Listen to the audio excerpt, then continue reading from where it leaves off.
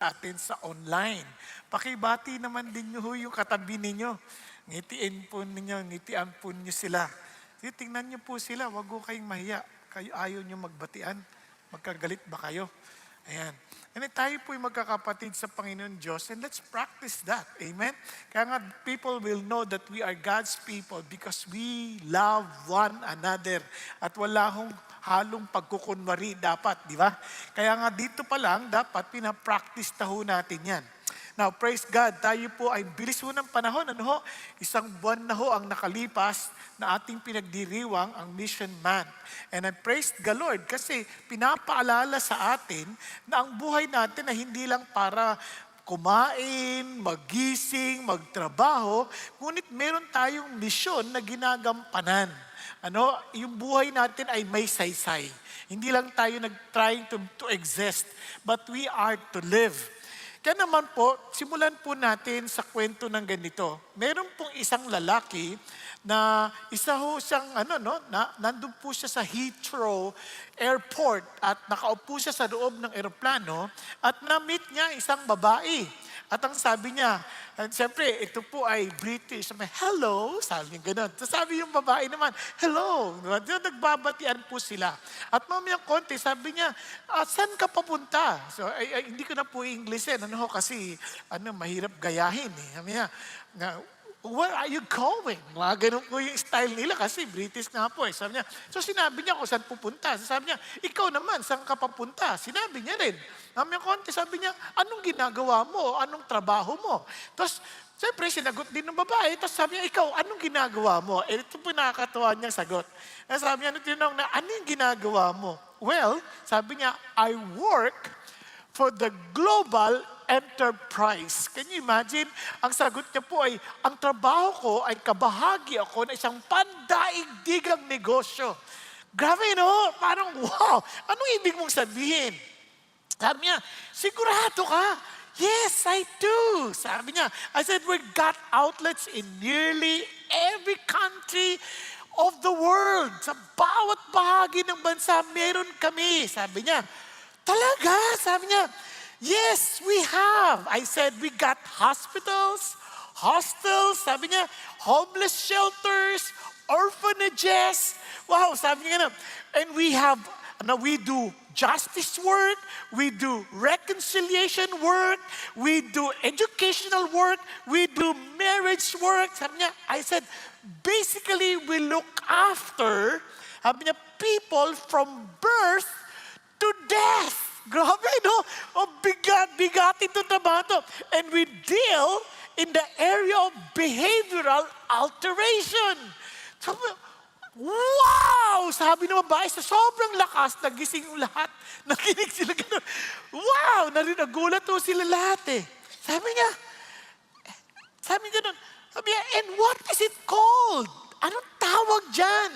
Ang sagot niya, it's called the church. I'm a pastor. Sabi niya, yan ang trabaho namin. In fact, hindi lang siya global, ito ay intergalactic. Bakit? Kasi kahit yung mga nauna na sa amin, kabahagi pa rin sa palatuntunan ito. You know, friends, dito tayo kabahagi. Don't ever think that we're just part of a movement. We're part of a global enterprise by God. Ang sarap isipin na, wow, ito ba talaga yung aming trabaho? Yes, we are here to influence the people of the world. Not only in this world, but even to every area in this world, even to the remotest part of the earth. Yun ang ating tawag sa Diyos. Don't look down on yourself because this is where God put us. A church, a body of Christ where even the gates of hell shall not prevail against it. Pag-isipan niyo yung ating bahagi. Kaya hindi ho maliit ang ating panawagan. In fact, kung titignan ninyo, yung binasa natin kanina sa Acts, napaka-importante. Now they were at Antioch. In the church that was there, ano daw yung nando sa church na yun? Prophets and teachers. Ito po yung composition ng kalang church leadership. Sabi niya, Barnabas and Simeon, who was called Niger, and Lucius of Cyrene, and Manaen, who had been brought up with Herod the Tetrarch, and Saul. Now, just to give you a background, noong panahon nila, kapag isang pananampalataya ay pananampalataya ng mga Greeks, ang tawag din mga Greek religion. Kapag ang pananampalataya ay sa Rome, exclusively meron silang tinatawag na Roman religion. Kapag sa ang pananampalataya po nila ay sa Egyptian religion. So bawat nation, they have their own individual religions. And surprisingly, ito po ibang-iba. The church is comprised of different kinds of ethnics and race. Tingnan niyo naman po, si Barnabas he's a Cypriot Jew. Siya po ay Jew na lumaki sa Cyprus. At si Simeon, who was called Niger, siya po ay taga-Africa na siya po ay maitim, black African. No? Ngayon, ito po si Lucius of Cyrene, siya po ay nasa northern part ng Africa na hindi ho necessarily maitim. Siya po ay maaring maputi, kaya maaring kasing kulay ng mga Arabo. Ito naman po, and Manaen, who had been brought up with Herod the Tetrarch, maaring napakakonti lang ng description sa kanya, but knowing that he grew up or maybe working at kay Herod the Tetrarch, ibig sabihin, siya po ay medyo mataas ang kanyang posisyon sa society. Are you following? Now, at si Saul, obviously, siya po ay kabahagi ng isang mataas na akademya dahil siya po ay under Gamaliel. Naalala po ninyo? Kaya, these are multi-ethnic, multinational na grupo at kaya naman, ang tawag sa kanila, dahil hindi lang masabing, this is a Gentile religion. No, they could not be called that way. Kaya the disciples who were called followers of Jesus, first called Christians in Antioch. Kasi hindi nila maintindihan. How can we describe these people? They are Christians. Ang Christians, hindi yung they joined CCF. Oh, Christian na ako. Nag-attend ako ng service, Christian na ako. No. They are disciples. They are learners. They are followers of Jesus Christ. Kaya kung kahit sabihin natin Christian tayo, but if we are not followers of Jesus, hindi tayo Christian. Are you following? Pwede pa mga taga-CCFer kayo, nag-a-attend kayo sa CCF. But it is not automatic na Christian kayo. Kasi ang Christian is a follower of Jesus. Kaya ang tanong sa atin, sino bang sinusunod natin sa buhay? Kaya ito pong mga Christians na to, they knew that they're Christians. Kasi po, ang mga tao ito, meron silang maliwanag na dahilan. And they can never be stopped. They want to tell the world about Jesus. Kasi sabi niya, then those who were scattered because of the persecution, wala hong pipigil sa kanila.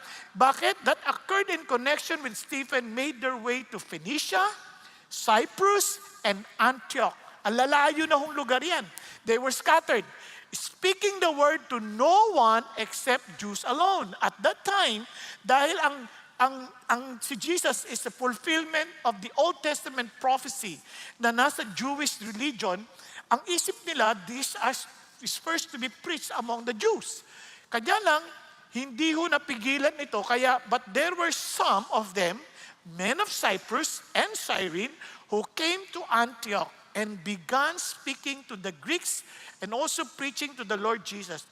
And also preaching the Lord Jesus. And the hand of the Lord was with them, and a large number who believed turned to the Lord. Alam niyo, isang napakalaking bagay pong maintindihan natin ito. Noon, tayo po mga hentil. Kasama tayo sa mga hentil. Pakisabi sa katabi mo, hentil ka ha? Hindi ka Hudyo. Kung meron ka mang konting Jewish bagay, baka Mountain Dew lang na inom mo. Okay? Hentil. Ang mga hentil, ang tawag dyan talaga, mga panggatong lang sa impyerno. The truth is this, wala ho tayong kapag-apag-asang maligtas. Talagang biyaya lang ho ng Diyos. Kaya nga when we were celebrating the Lord's Supper, nakakaiyak pong isipin, wow, I was given the privilege to be part of the body of Christ. Kaya nga sabi ni Jesus, sabi ni Paul, when the numbers of the Gentiles has been completed, the numbers have been completed, tapos na yung program, the Lord will come back. Kaya nga ho, babalik ko yung programa sa Israel. Kaya sabi ni Paul, huwag kayong mayabang. Kayong mga hentil, huwag kayong magyayabang. Tayo po, di dapat tayo nagyayabang. Bakit? Kung yun ngang original na kabahagi ng puno ay natanggal, sabi nga, lalo na di tayo na nag-ginraff lamang. Kaya nga dapat ina-appreciate to nating kaligtasan binigay sa atin ng Diyos. Kasi isipin niyo, we're not supposed to be saved. And hindi ho biro yung sinasabi ng Panginoon na judgment. Kaya si Paul, they were very serious about the things of God. Ngayon, ito naman po, pag-usapan natin ito. Ngayon, pansinin po ninyo, itong mission month, bakit itong mga tao na to, hindi sila napipigilan ng persecution? Because, unang-una, nakita ho natin yan in our series, they embrace God's mission. Naintindihan nila yung mission ng Diyos. Naintindihan nila yung, meron silang mata ni Kristo, nakikita nila yung kalalagayan ng tao. Nakikita nila yung damdamin ng tao, kaya they have the heart of Christ. Kaya naman, yung kalang mission na they embrace it, kaya hindi maaaring hindi natin sila abutin.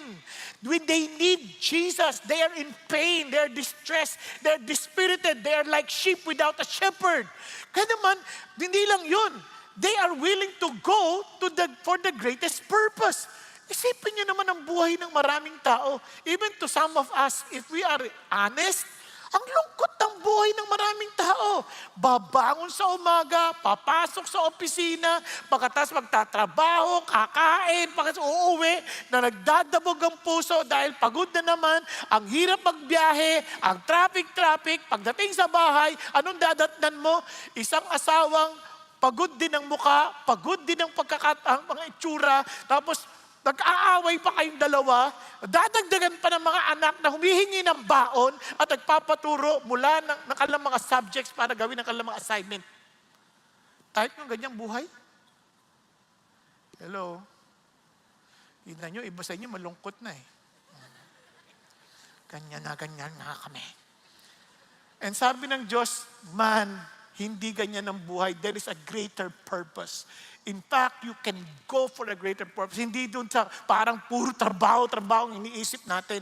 You see, friends, itong napakagandang bagay. The moment we understand that, all in tayo sa mission ng Diyos. Kaya itong mga tao to, they're willing to die for the mission because they're all in. Todo sila. Hindi sila, yung pa unti-unti lamang. Todo sila. And not only that, hindi naman kailangan na mag-preach sa maraming tao sabay-sabay.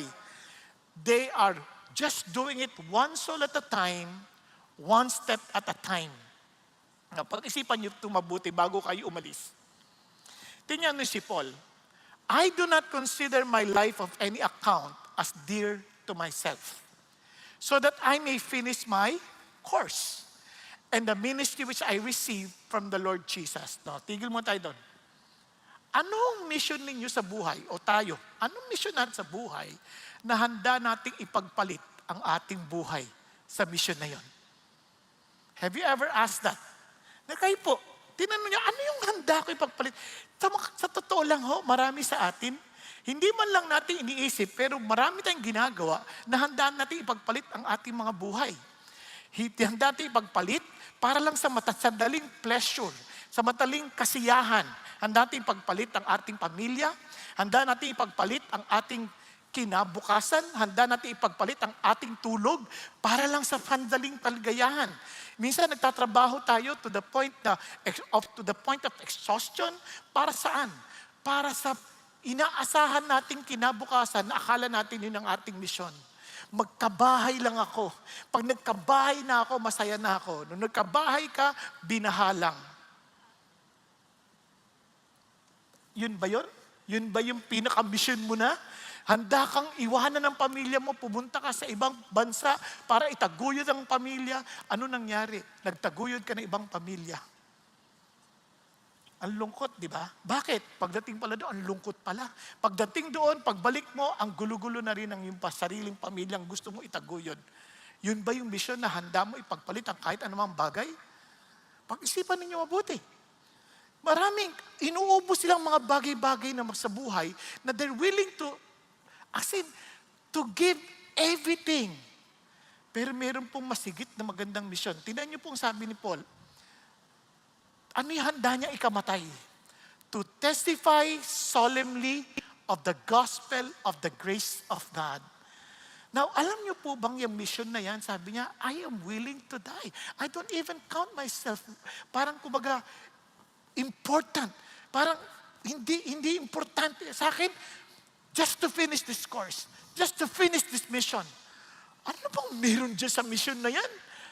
Sa totoo lang, the moment you understand that the eternity is at stake, sobrang hindi mo ito pwedeng ipawalang bahala. Kaya nga sabi ni Jesus, what does it profit a man if he gains the whole world and loses its soul?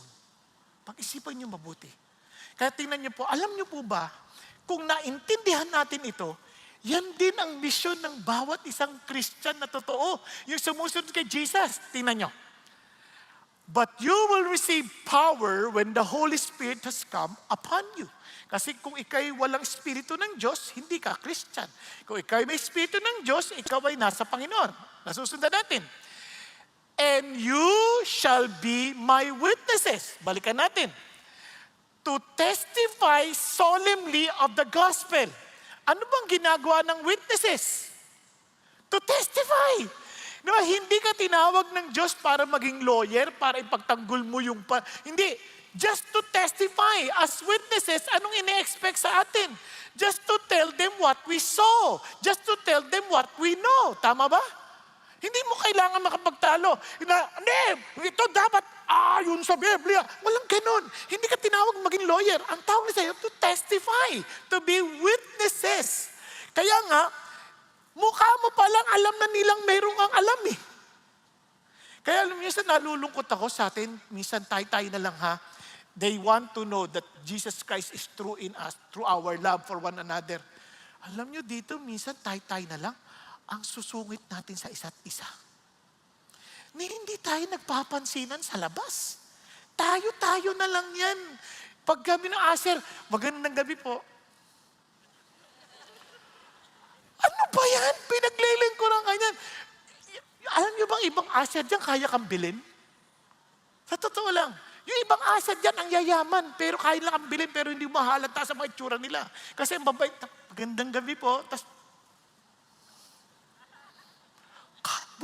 yung iba pa nga, mga nagtatraffic sa baba, naku, sasagasaan pa. Sabi ko, hindi nyo ba alam na kaya lang bili pati sa sasakyan mo at any moment in time?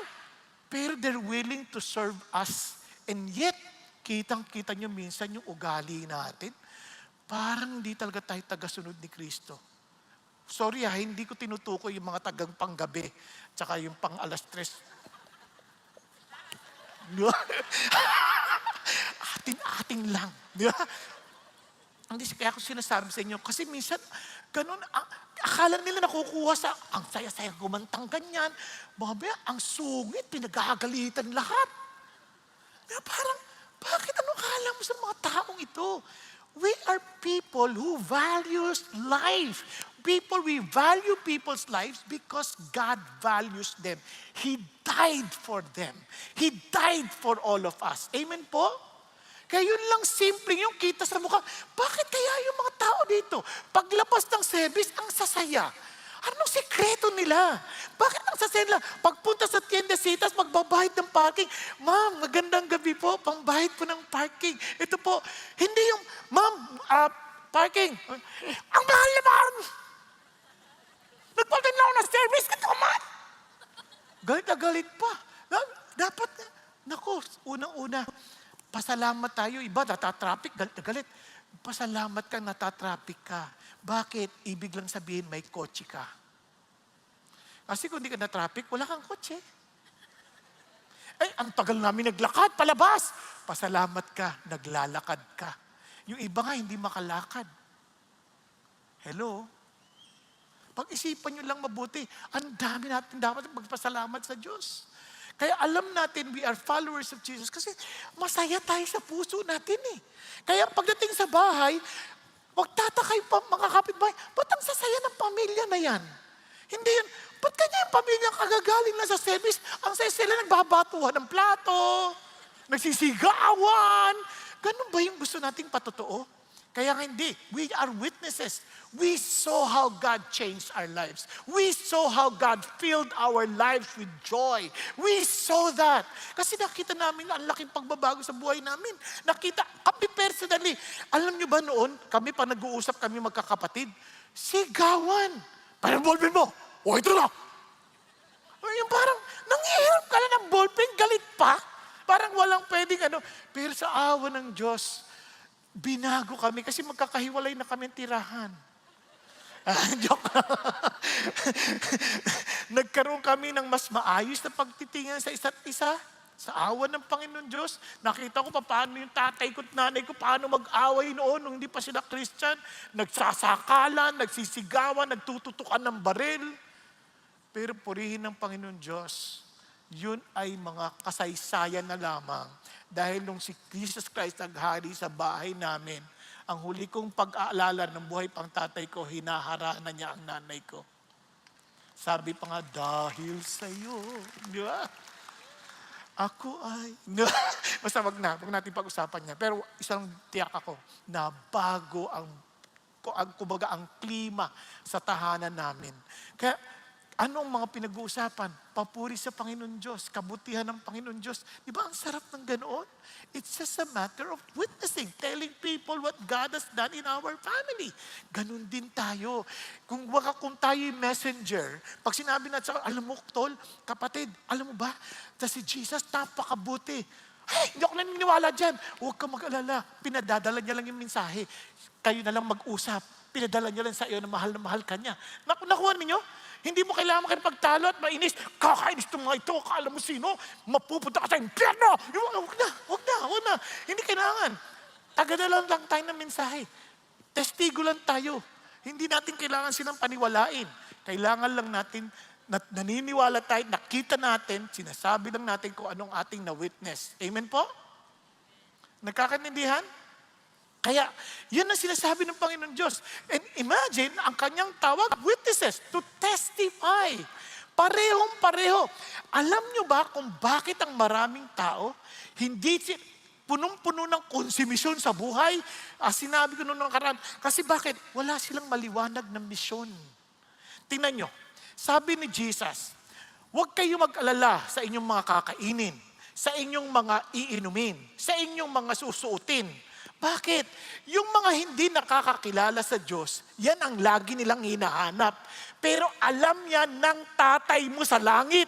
Sabi niya ganoon, kaya naman tayo na kabahagi ng pamilya ng Diyos na mayroong maliwanag na misyon, ang hinahanap natin ay ang kanyang kaharian at ang kanyang katwiran. At ang lahat ng ito ay idaragdag niya sa atin. Kaya nga, makikita ninyo, ang isa sa katangian ng mga tagasunod ni Kristo, hindi sila warrior. Hindi sila isip, ano kaya nating kakainin? Yung iba nasa service na. Saan tayo kakain mamaya? Pag natapos ito si pastor ng alas 8, wala nang restaurant bukas. Problemahin mo pa ba yan? Dapat hayaan mo, si Lord hindi ka pababayaan. Pumikit ka lang, nakatulog ka ng konti, may nalaglag na butikin, bugsog ka na. God is able to provide us everything that we need. Yung iba, inaalala, sino kaya mapapakasawa ko? Sino kaya paano kayang kinabukasan namin? Magkakaanak ba kami? O ano ba kami? Makapapag-aral ko ba sila? Ang dami nating inaalala. Pero kung gagawin natin yung mission ng Diyos, si God mag-aalala ng inaalala natin. Nakita ko yan, kasi nakita ko yan sa sarili kong lakarin sa Diyos. Marami akong alalahanin, kaya nga bata pa lang ako, 25 pa lang ako, mukha na ako 50 anyos. Sa totoo lang. Nung naglalaro ako ng basketball, hindi man kayo maniwala, sa liit kong ito, naglalaro ako ng basketball. Sabi ba naman nung kalaban namin, 27 years old lang ako noon, naagaw ko yung bola. Sabi niya, you're still strong, ha? Kasi ang tingin niya sa akin, 50 na. Nakaagaw pa ng bola. Sabi niya, you're still strong. Bakit? Wala akong naintindihan kasi nung panahon na yon, bago pa lang sabi, ang dami kong problema ko lahat ng bagay. But as I came to know the Lord Jesus Christ, as He reveals Himself to me, doon ko na-realize ang sarap pala ng buhay of trusting the Lord and doing His mission. And by the grace of God, sa edad ko ngayon, nagtagpo na rin ang edad ko at ang aking itsura. O, di ba? Ayos ba yan? Okay, para hindi nyo, parang pag nagtatanong ka, ilang taon na ba yan si Pastor? 60. Oh, 16 waistline ko. Senior citizen po ako, pero baaway ng Diyos. Kasi yung lakas ko ay sa biyaya niya para lang 59. Di ba? Now, balik tayo dito. Kaya ang nais ng Diyos sa atin is to follow His purpose. Go beyond your own small kingdom. Go beyond with your own small worries in life. Go beyond your own small territories. Go beyond and go and follow the purposes of God. Huwag nating maliitin ang ating daigdig. We are in a global enterprise. We are part of the global plan of the Lord. Huwag nating maliitin ang ating mga pananaw. Tayo naglilimitan ng ating mga sarili. But God, when He looks at us, He sees something big to accomplish. Amen po?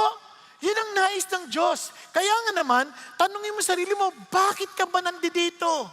Sa lahat ng pagkakataon, bakit tayo Pilipino? Bakit tayo nilikha ng Diyos sa lugar kung saan ang dami nating maaabot? Bakit tayo capable of speaking in Filipino, in Tagalog, or in English, or iba't iba pang lengguwahe? Amazing ang Pilipino. May mga Chinese na Pilipino, may mga Amerikanong Pilipino, may mga Espanyol na Pilipino. Sa lahat naman ng lahi, tayong pinaka-Pino. Pag-isipin nyo, ang lipi natin ba? Pili ang lipi natin. Piling lipi, Pinong-Pino, Pilipino. Hindi ba kayo natutuwa niyan? Samantalang marami, kinahihiyan lang, I'm sorry, I don't understand Tagalog because I've been in the US for 2 weeks. You see, I just learned, we're different. Pwede ba? Hindi aksidente kung saan tayo nilagay ng Diyos. Bakit? Tingnan nyo naman, when God called us to minister, papansin nyo, babalikan ko lang po Babalikan ko lang po ito. Ano sabi ng Lord? We are to be witnesses both in Jerusalem, in all Judea, Samaria, even to the remotest part of the... Ano sinasabi niya? Kahit saan ka nilagay, kahit saan ka naroroon, hindi niya sabi, Jerusalem muna, tapos Judea, tapos Samaria, hindi. Both in Jerusalem, Judea, Samaria. In other words, wherever you are, nasa eskwelahan ka, nasa opisina ka, nasa kapitbahay mo, nasa bahay ka, you are God's witness. Amen po? Kakita yan sa bahay, kita yan sa trabaho, kita yan sa komunidad na iba tayo. Why? Because we're witnesses of the resurrection or the living Jesus. Yun ang sinasabi ng Panginoon. Now, balik tayo doon sa kaninang binasa nating talata. Sabi niya, while they were ministering to the Lord, fasting, the Holy Spirit said, set apart for me, Barnabas, and Saul, for the work to which I have called them. May panawagan ng Diyos para kay Barnabas at kay Paul. Nung sila'y nag-aayuno, biglang binalikan ng Diyos yung kanilang panawagan. Dahil kung babalikan natin si Paul, ito ang kwento ni Paul. Si Paul po ay hindi isang mabuting tao. Si Paul, bagamat siya po ay religyoso, in fact, sabi niya, as to the law, I am blameless. Ganon siya katindi. Pero si Paul ay isang nakakatakot na tao because he is a persecutor. He was a persecutor of the church. Alam nyo bang nung si Esteban ay binato hanggang mamatay, si Paul ay kabahagi sa mga sumang-ayon na gawin yon kay Esteban. At hindi lang yon, humingi siya ng permiso mula sa kanilang religious leaders na hahabulin niya ang lahat ng tagasunod ni Kristo upang sila'y usigin, upang sila'y ikulong at kung kinakailangan patayin. Sa madaling salita, siya ay isang religious terrorist.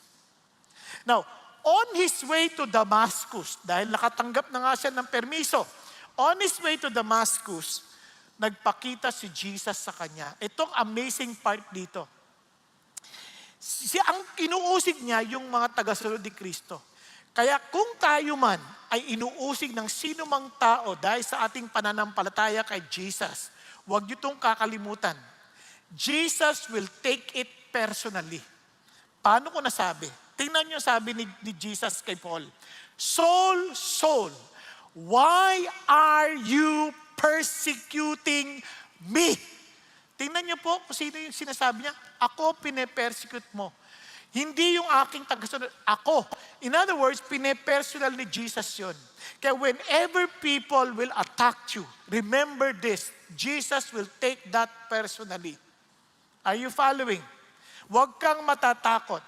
I saw that with my own eyes, with my own personal life. Maraming tumitira sa akin, hinahayaan ko lang sila. But Jesus took that personally. When there was a time, Lord, papatulang ko na to. Sabi niya, huwag mong gagawin niya. Magturo ka lang ng katotohanan, I'll take care of that guy. And in a matter of weeks, patay yung tao. Hindi ko na kailangan sabihin pa kung sino yan.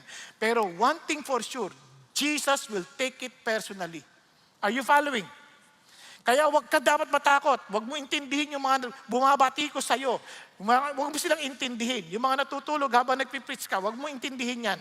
Nagpapahinga sila. Pero ang mahalaga, you do the work that God has entrusted you to do. Amen? Now, when Jesus Christ appeared to Paul, ano sabi niya? Who are you, Lord? And what do you want me to do, Lord? Amazingly, ang tanong niya kagad, sino ka, Lord? At anong gusto mo ipagawa sa akin? And true enough, God spoke to Paul, and look at what he said through Ananias. Although si Ananias, takot na takot. Kasi, Lord, baka yariin mo? Hindi, akong bahala dyan. Go to him. At itong sabi niya, but the Lord said to him, go, for he is chosen instrument of mine. Instrumento ko siya to bear my name before the Gentiles, before the kings, and the sons of Israel. Ano yung tawag ni Paul? Ang tawag ni Paul is to be a witness to the kings, not to be a witness to the children of Israel, and to be witness or apostle to the Gentiles. Napakagandang panawagan. Now, kung ikaw ay may ganong panawagan at maliwanag sa iyo pinagagawa siya ng Diyos, anong gagawin mo? Kung sabihin sa inyo, just go, anong gagawin mo? Don't wait, just go. And true enough, ganun ang ginawa ni Paul. Now, several days he was with the disciples who were at Damascus. And immediately, he began to proclaim Jesus in the synagogue, saying, He is the Son of God. Napansin niyo ba yan? Agad-agad, walang patumpik-tumpik, hindi na nagdili-dali. He went straight to the vision, and sabi niya, immediately. Ganyan ang experience ng maraming Christian. When they came to know Jesus, they were so excited to tell the world. Alam niyo, ang gabing ginawa ni Jesus sa akin. Gabi, ikikwento mo ngayon sa mga kaibigan mo. Kanya lamang, hindi ibig sabihin that they will hear and listen to us right away. Kaya naman si Paul ganun din. When many days had elapsed, the Jews plotted together to do away with him. But their plot became known to Saul. They were also watching the gates day and night so that they might put him to death. Wow! Gusto papatay si Paul. Bakit? Minsan nagsishare tayo ng gospel sa ating mga kaibigan na dating makasama natin lang sa inuman. Then all of a sudden, wow friends, nakakita ako ng totoong ng source ng kaligayahan. Hindi na yung inuman na yan. Obviously, magagalit yung iba. Anong sabi mo? Masasama kaming tao, ha? Ikaw lang ang mabuti? Kapal nito. Judgmental. O, di ba? Ganun na nangyayari. Nagagalit sila. Yung iba naman, kunyari ako dating shoplifter. Di ba? Hindi na ngayon, ha? Baka isipin. Matagal na yon. Sabi ko, Paano hindi na ako sasama sa inyo? Ayoko nang magnakaw ng mga laruan sa mga tindahan. Ano ibig sabihin? Masasama kaming tao? Padre Damaso? Tama? Bakit? They will hate us. Because somehow, para silang na-judge, para silang nabibigyan ng masamang pananaw laban sa kanilang mga sarili. Kaya minsan di sila nagagalit sila sa atin. Hindi lahat tatanggap, hindi lahat natutuwa. At hindi lang yon. Pag nag-share tayo ng gospel sa ating mga kamag-anak, minsan hindi sila natutuwa. Bakit? Tigil-tigilan mo kami, hindi mo kami maloloko ha. Ang sama na ugali mo. They will always look at us from our past with a rear view mirror. Ang laki-laki ng windshield, hindi na nakita lang yung rear view. Sabi niya, hindi, naalala mo, totoy ka pa? Hindi niyo napansin, ganyan laging alaala sa atin. Pumasyal kayo sa lola ninyo. Ay, iho, ang laki mo na. Halika nga rito, iho, halika rito. Ang laki mo na, ang taba mo, ha? Pero ang tingin pa rin sa'yo, ikaw yung batang sutil noon. Hindi ka nakikitang matured na? Kung kausapin ka pa, kain ka na, iho, ito, subo mo. Di ba? Napansin niyo ba yan? O ganyan kayo? Di ba? Pag-isipan niyo mabuti. Kaya hindi automatic na tatanggapin ka. Kaya ganito rin na nangyari kay Paul. Hindi siya tinanggap. Tinan niyo. Ito pang malungkot. Tinan niyo ha. So, tinakas siya ngayon. Tinakas. Nilagay pa nga sa basket. Tingnan niyo, kahit sa kanyang makakasama, when he came to Jerusalem, he was trying to associate with the disciples. But they were all afraid of him, not believing that he was a disciple. Hindi yan totoo. Nang-uusig yan. You see, they were looking at him from his past. Tama ba? From his history.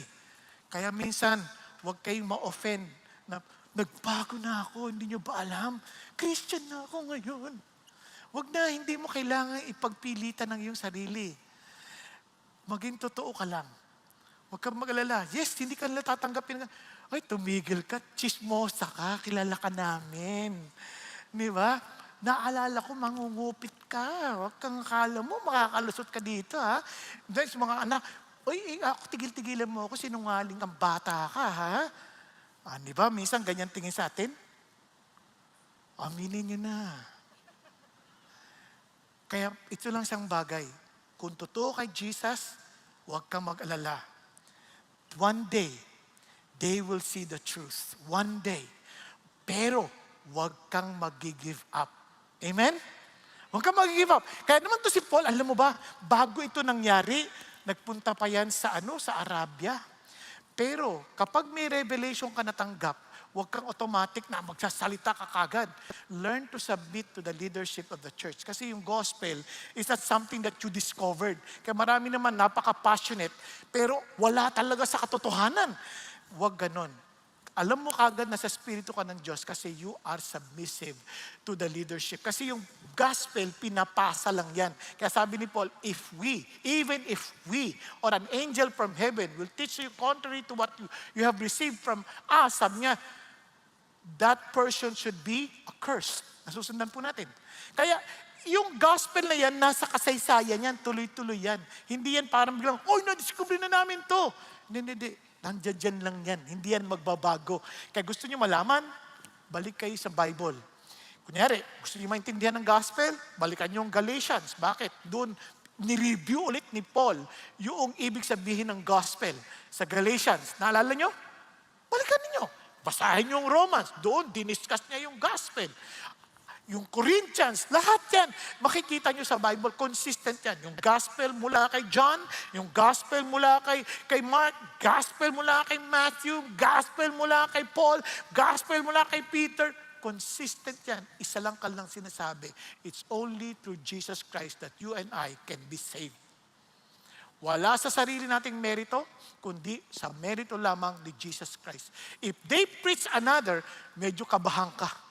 Hoy, kailangan mo sumapi sa church namin para ikaw. Walang ganun. Kasi hindi ikaw ang sasapi. Isasapi ka ng Lord sa kanyang katawan. Are you following? Hello? Andiyan ka ba? O, pakisabi sa tabi mo, uy, magising ka na. Wala ka na. Diba? O, balik tayo dito. So, Ano sinasabi ko? So, anong ginawa ni Paul? Ito ang amazing part.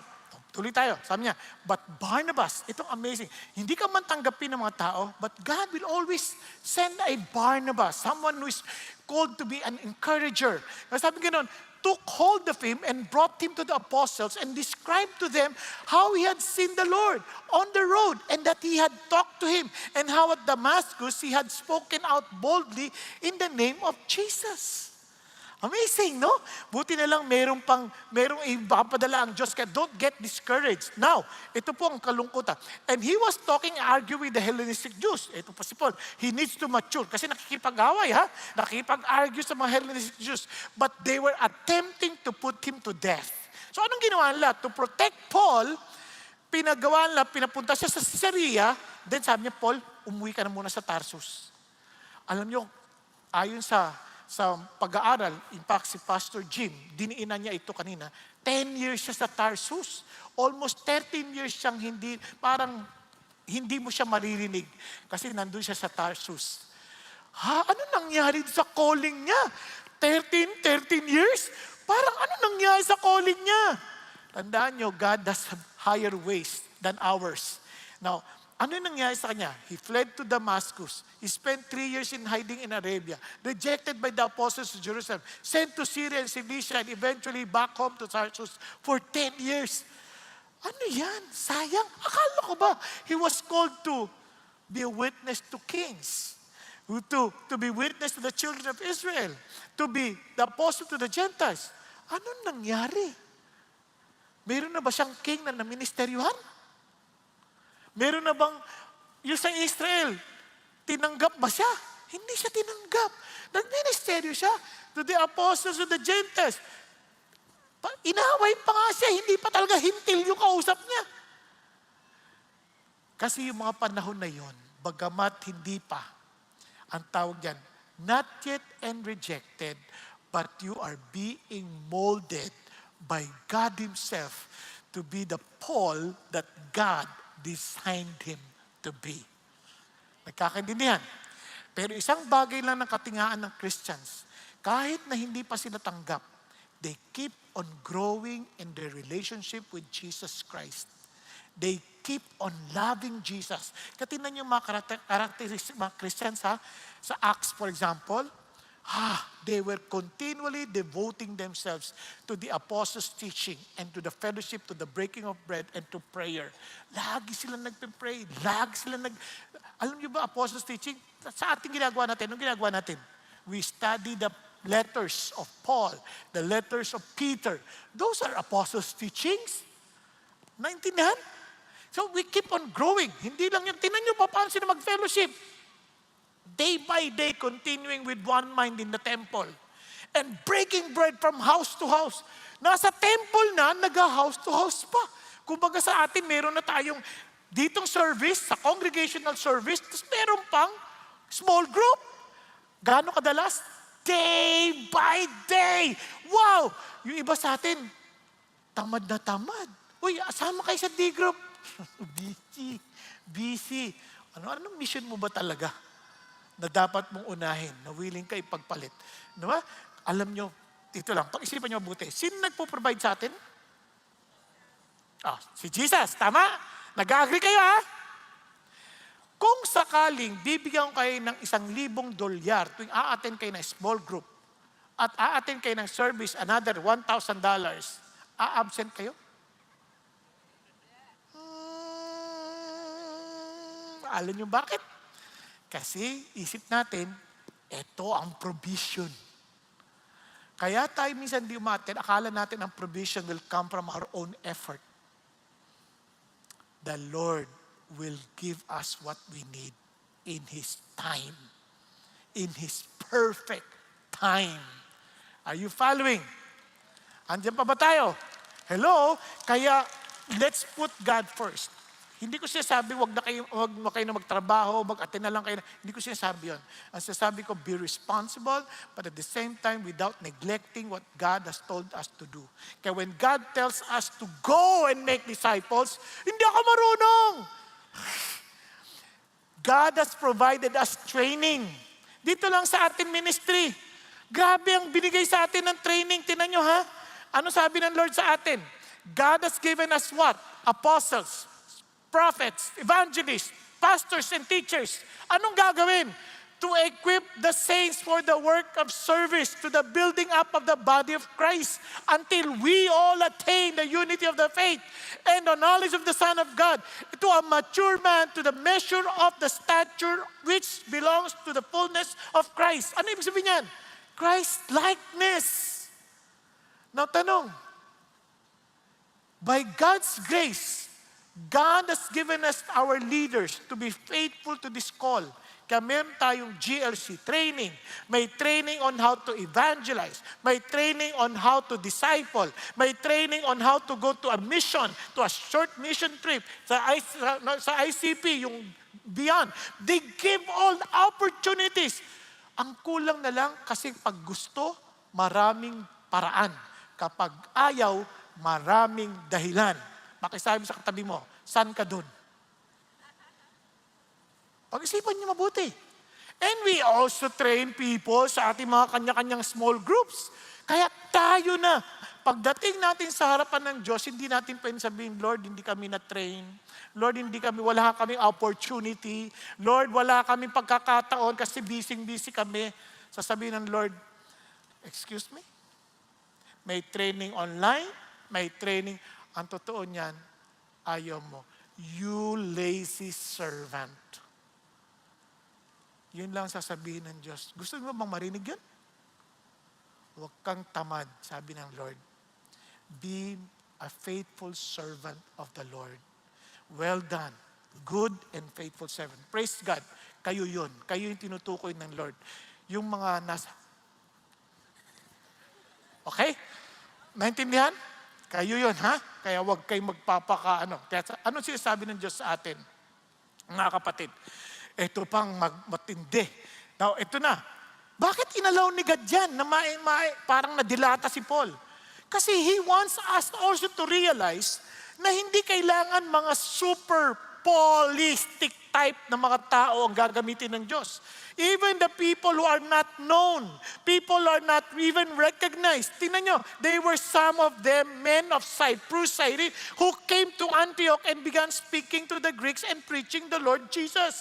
Hindi mga kilalang tao, but whoever they are, they may be quote-unquote ordinary Christians in the eyes of men, but they are extraordinary in doing the work of Christ. They testify to every kind of people. Kaya wala tayong excuse. Hindi ho yan para sa mga, mga gifted people. God is calling all of us because we're part of His body. Now, anong maginawa nila? Tingnan nyo. And the land of the Lord was with them. And a large number who believed turned to the Lord. The news about them reached the ears of the church at Jerusalem. And they sent Barnabas off to Antioch. Saka na pinadala si Barnabas. Narinig ng mga leaders sa Jerusalem. Uy, papunta natin si Barnabas doon. Who are these people? These are ordinary people, but the Lord, who is extraordinary, was with them. Yun ang importante. Is God with you? Kasama mo ba si God? Kung kasama mo si God, walang dahilan para matakot tayo. God can use you. God can use us all. Walang exemption. Pakisabi sa katabi mo, gagamitin ka ni Lord. Gagamitin ka. Ito mo, ayaw pang sabi, katabi mo na lang yan. Ano ka ba naman? Gagamitin ka ni Lord. Di ba? Sabi mo, huwag ka mahiya. Kung dyan pa lang, nahihiya ka na, paano pa sa labas? Di ba? Kapatid mo pa yan, asawa mo pa yan. Di ba? Kayong dalawa, okay na ba kayo? Bati na kayo, ha?